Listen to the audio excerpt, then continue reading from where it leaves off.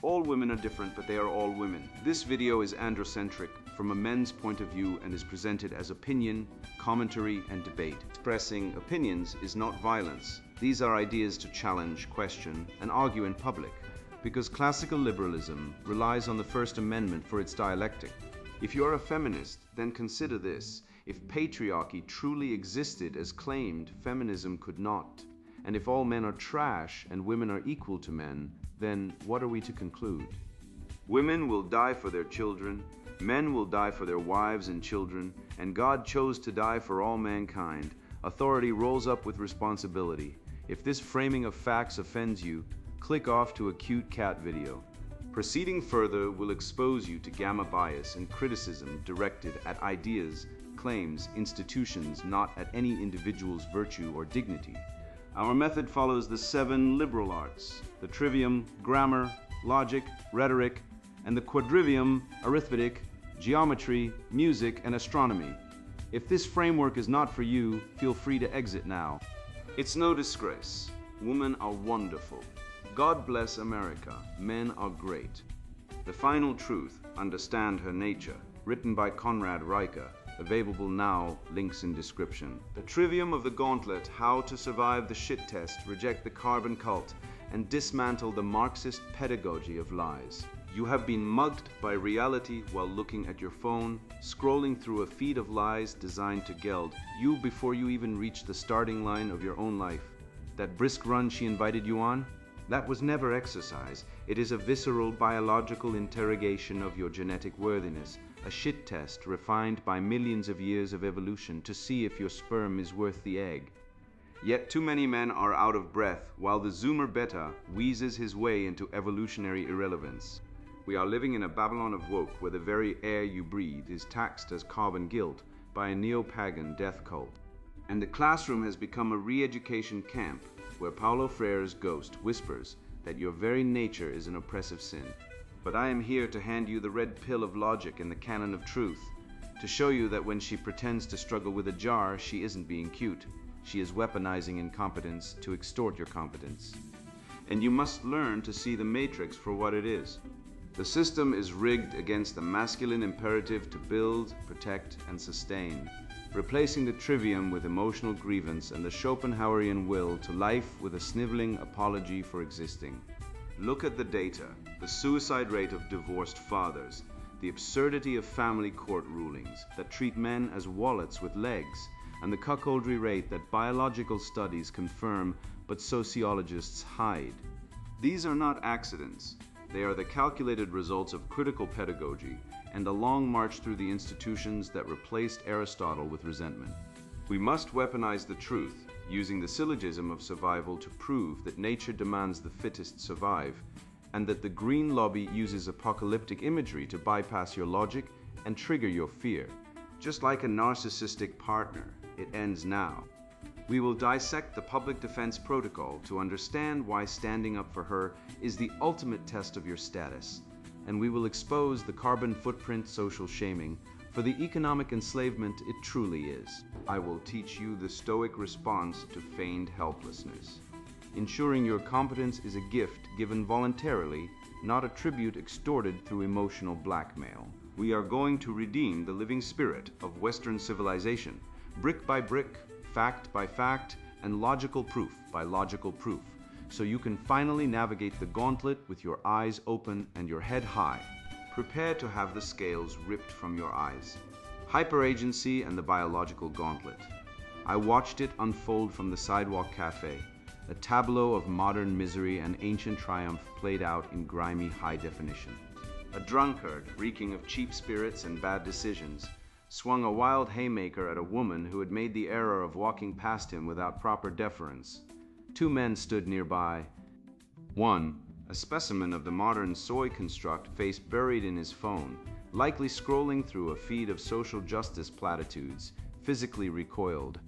He was the product of a society that tells men their strength is a sin. But the other man, a figure of imposing stillness, radiating the quiet confidence of a man who has lifted iron and stared down the void, did not hesitate.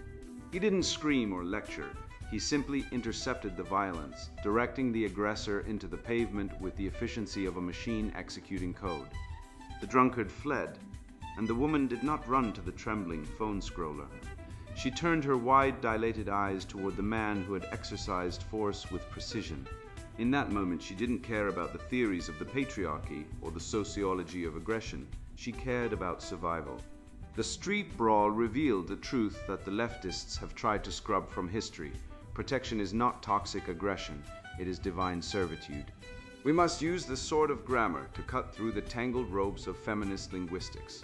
They frame masculine strength as a threat to be mitigated, a pathology to be cured by therapy and state intervention. This is a logical fallacy of the highest order, an inversion of the natural order. We must redefine the terms.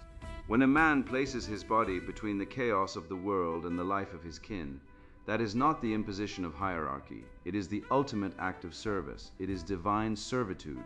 The leftist narrative seeks to shame the protector into becoming a passive observer, rendering him impotent to shield the very civilization that allows him to exist. By rejecting their framing and reclaiming the definition of protection as a sacred duty, we strip the cultural Marxists of their power to manipulate the innate male drive to safeguard. Consider the undeniable logic of the syllogism of survival, a chain of reasoning that shatters the fantasy of egalitarianism. Premise A: nature is a harsh, indifferent machine that demands the fittest survive to propagate the species. Premise B: women, as the biological bottleneck of reproduction, are the selectors of the fittest. They are the gatekeepers through whom the genetic future must pass. Conclusion: therefore the tests, the shit tests, the manipulation, the unreasonable demands a woman employs are not mere personality flaws or the result of a patriarchal society. They are necessary evils, evolutionary mechanisms forged in the fires of millennia to ensure the preservation of the species. She must test you because the cost of choosing a weak mate is death for her lineage. Consider the failure of the modern Zuma Beta, a prime example of contemporary heroism's collapse. Brought up in a cushioned society that shuns risk and praises compliance, he misses the natural drive to face hazards. I observe this often. The classic guardian gives way to a passive man who fails defensive tests because of manufactured fear. Facing a threat, whether a burglar or a social predator, he stands frozen. He learned that violence is inherently bad, police will manage it, and he must calm things down. Yet a predator does not calm things down. A predator devours the prey. This contemporary man suffers from a plot to weaken male resolve, leaving his dependents exposed, and his culture open to any savage strong enough to force entry. This biological interrogation takes many forms, one of the most misunderstood being the evolutionary shit test of physical stamina. I recall a specific instance involving a man named Marcus and his date, Sarah. They went jogging, a simple activity, yet it became a visceral trial. Sarah pushed the pace, mocking his breathlessness, testing his resolve. This was not merely a fitness assessment, it was a biological interrogation of his genetic worthiness. In our ancestral past, a man who could not keep up during a pursuit was a liability. He was the hunter who returned empty-handed, the defender who fled the battle. Her body was asking a primitive question. Does this man have the lungs to chase down the food and the legs to carry our offspring to safety? When Marcus finally rallied and overtook her, matching her pace with a steely gaze, her biology instantly recognized him as a viable mate. It is not about the jog, it is about the persistence. The physiology of dominance is undeniable, rooted in the cold, hard data of evolutionary biology. We cannot deny the markers of high value: testosterone, the hormone of risk and resilience; cortisol regulation, the ability to remain calm under pressure; a low resting heart rate, the engine of the efficient predator. These are not toxic traits. They are the biological hallmarks of a man capable of physically protecting and providing. Evolutionary psychology confirms that the jog or the sudden crisis is a proxy for hunting efficiency. A man who collapses under emotional stress or physical exhaustion is signaling to her that his genetic material is inferior, that he would crumble in the harsh environments where our ancestors forged the contract of survival. We must also dissect the public defense protocol, a dynamic often ignored by the cowards of the academy. When a man refuses to defend his woman in public, whether from a physical threat or a social insult, he fails the ultimate litmus test of his protective instinct. History, from the Stoic streets of Rome to the unruly saloons of the Wild West, illustrates that a man's willingness to face social peril for his woman is the ultimate marker of his status within the tribe. If a man allows his woman to be disrespected by a stranger and apologizes to keep the peace, he is effectively castrating himself in her eyes. He is signaling that he is a subordinate, incapable of securing the perimeter. The woman knows this instinctively. She desires the man who will burn the world down to save her, not the one who offers a half-hearted shrug. Arthur Schopenhauer, the great philosopher of the pessimistic tradition, understood this through the lens of the will to life. He recognized that the female nature demands these stress tests because she is the vessel of the future. She needs a partner with the vitality to secure the survival of offspring in a hostile, indifferent universe. The cruelty of her testing, the way she pushes you to the brink, is the compassion of the species for its own survival. She is ruthless because she must be. She acts as an agent of nature's will, filtering out the weak and selecting the strong. Do not hate her for it. Understand it. She is the gauntlet, and you must be the hammer that strikes the iron until it is fit for the throne of history. Nature screams for the lion, yet the modern male roars like a gelded sheep, a pathetic failure, not of biology, but of programming. This impotence does not happen by accident. It is a manufactured lobotomy designed to sever the young man's spine before he ever enters the jungle. The battlefield has shifted from the wild to the classroom, where the enemies of truth do not fight with fists but with feelings, seeking to replace your survival instinct with a doctrine of guilt and submission. Subversion of the soul, the critical pedagogy of the oppressor.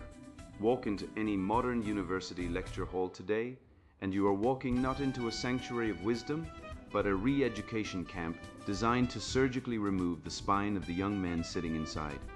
I have seen the syllabi with my own eyes, documents that would make the Soviet secret police blush with envy.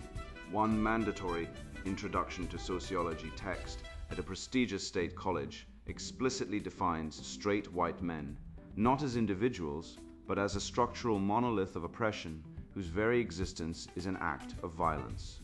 This is not education, it is a ritual of shame, a circular logic trap where the student is guilty before he even speaks, simply for possessing the biological sin of testosterone and melanin deficiency.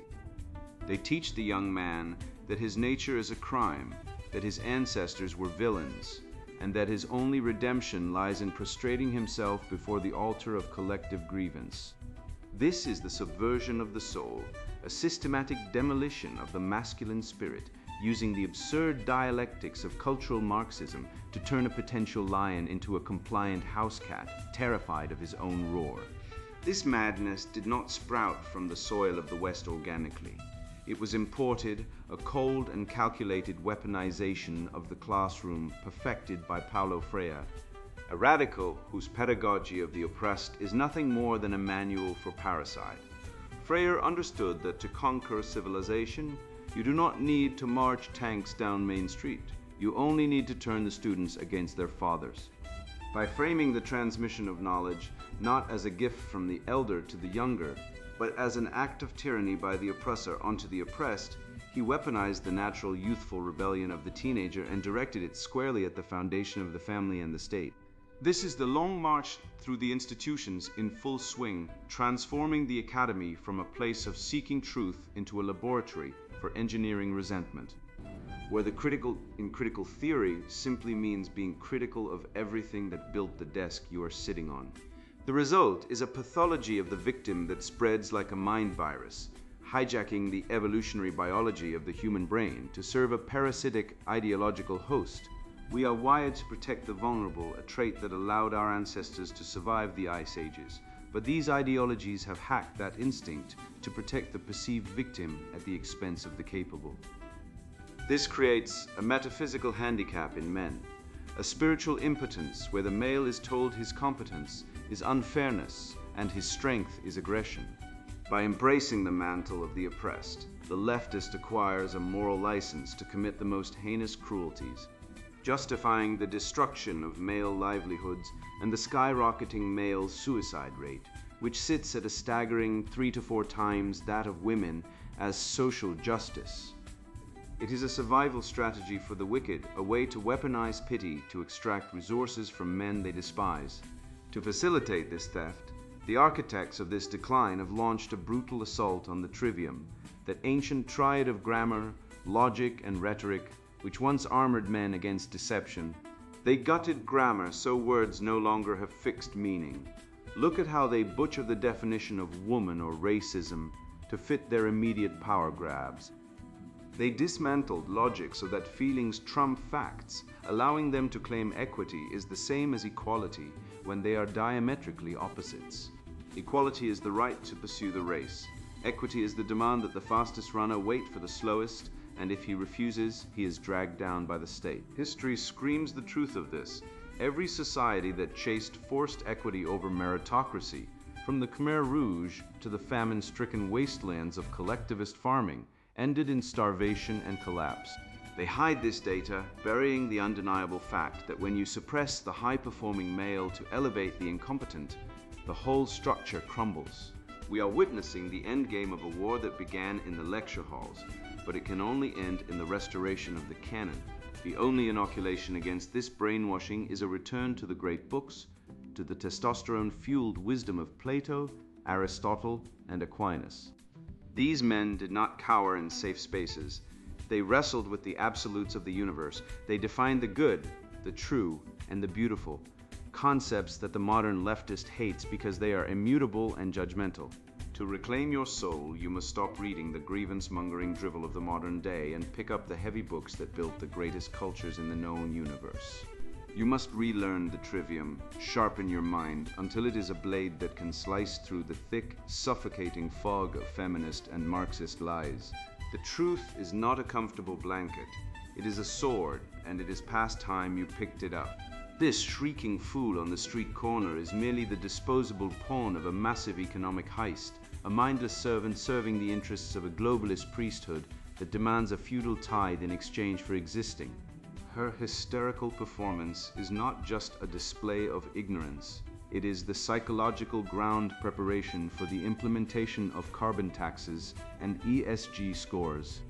The twin levers of a financial machine designed to strip the productive male of his resources.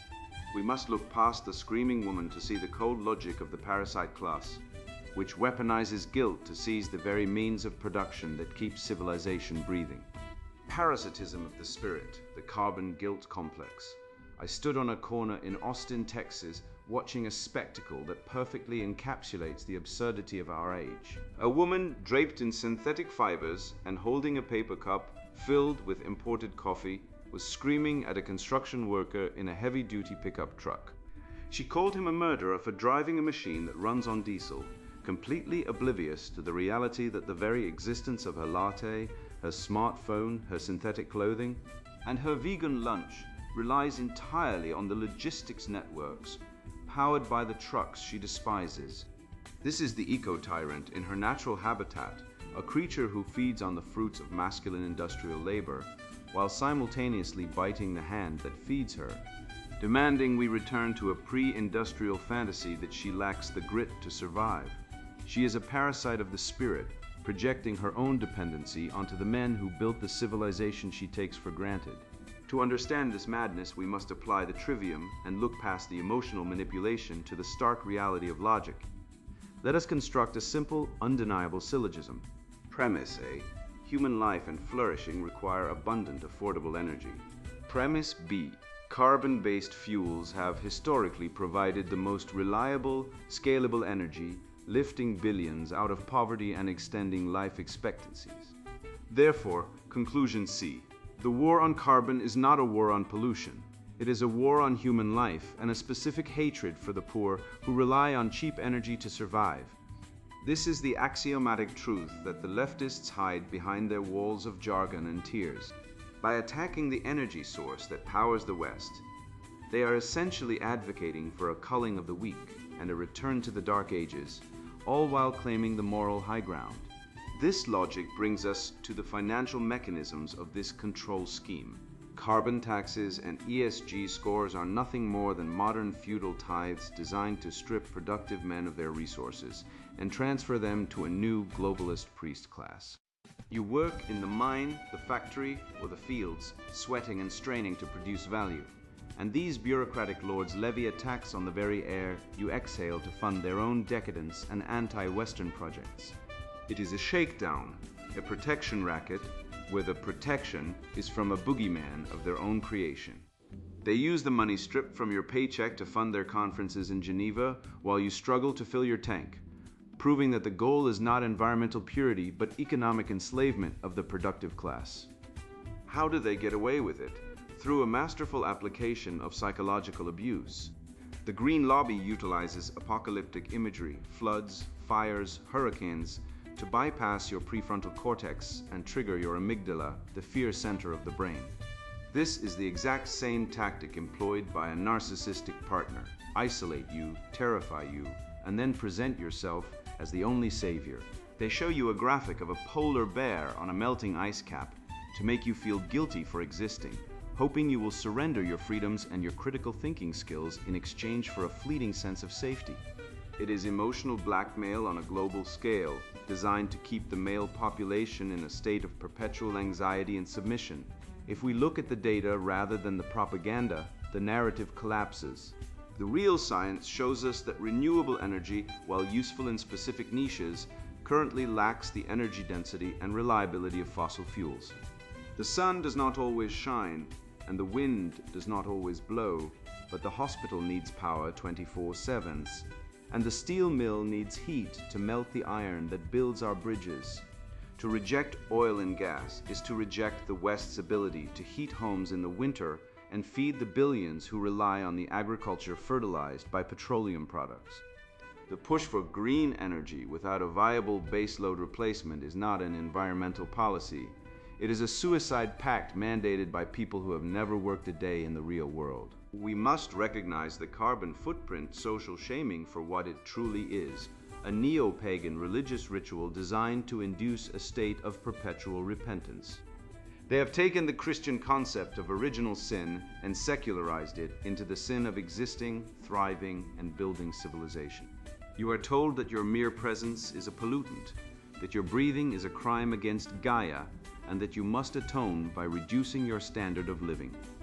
This guilt complex is a spiritual weapon, intended to break your will and convince you that your natural drive to build, conquer, and expand is an evil that must be purged.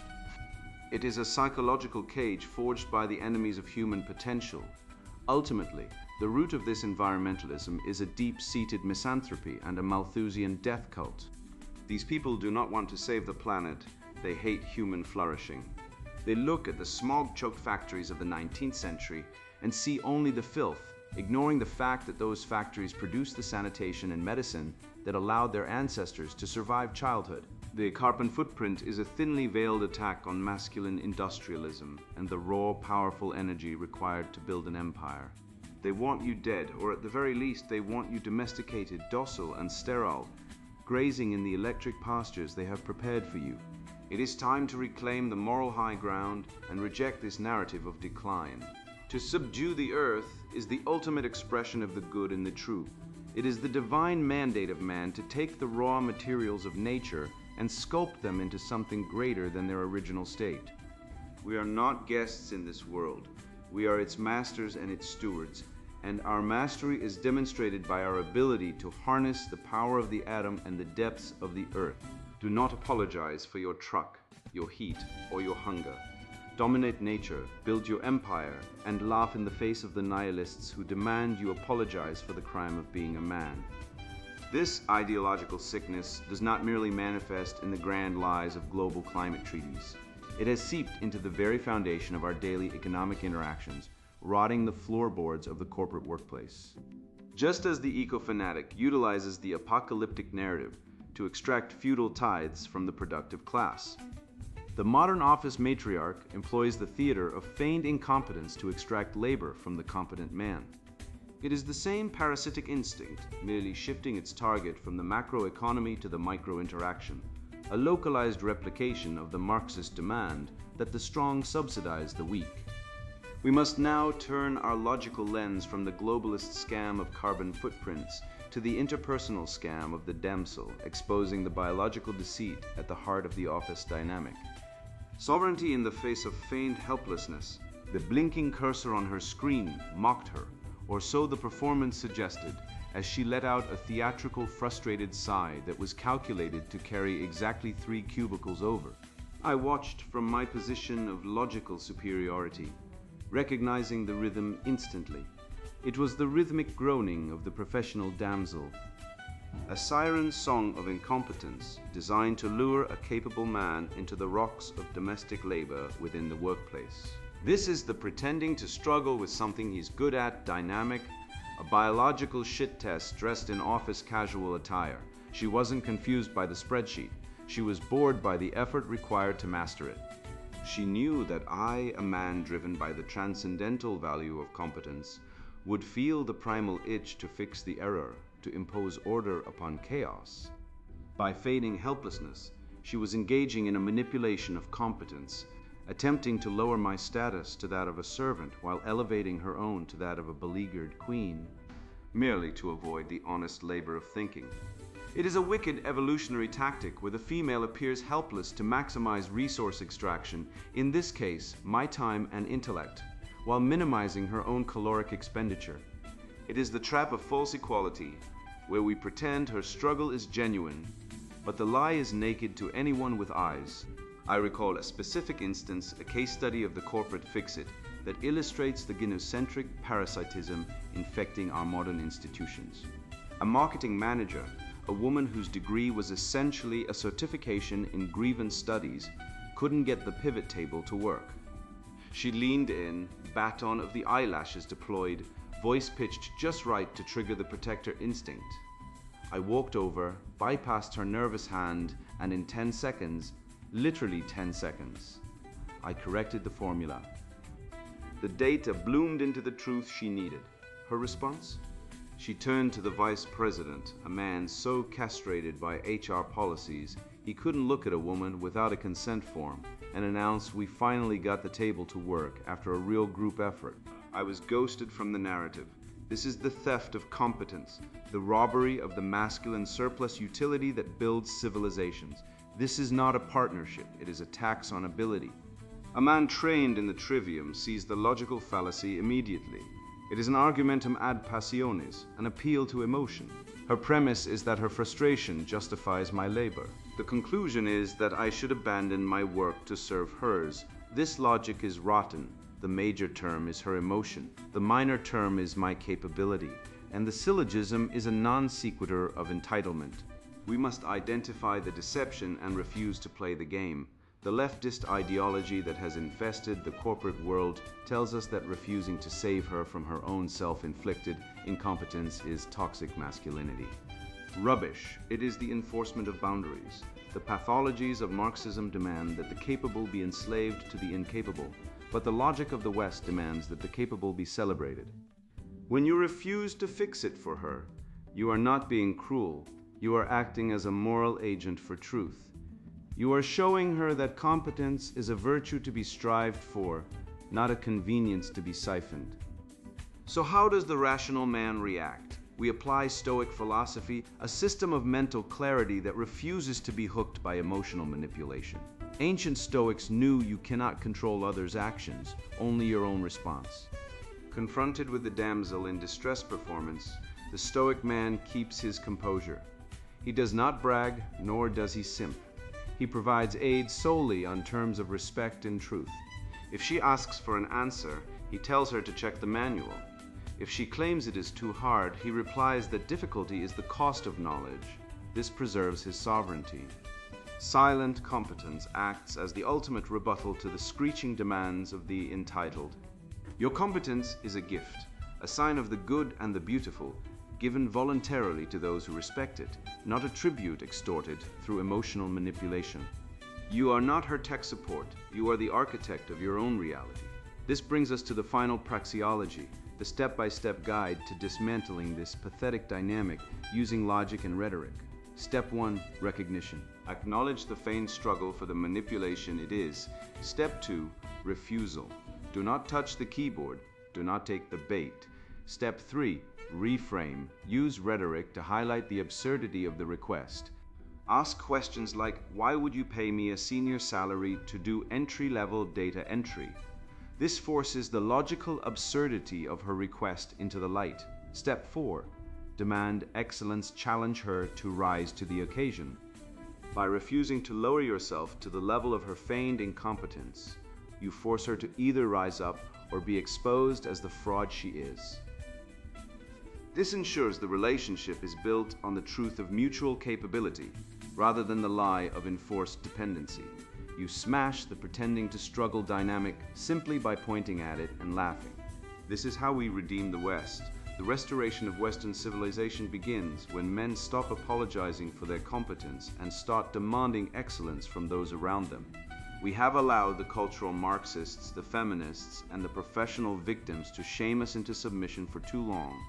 We have let them steal our inventions, our labor, and our credit, under the guise of equality, while they feast on the surplus of our genius. No more.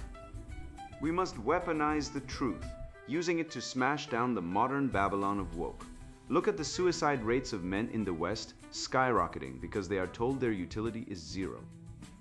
Look at the family courts stripping men of their children because the system views fatherhood as a resource extraction mechanism rather than a sacred duty.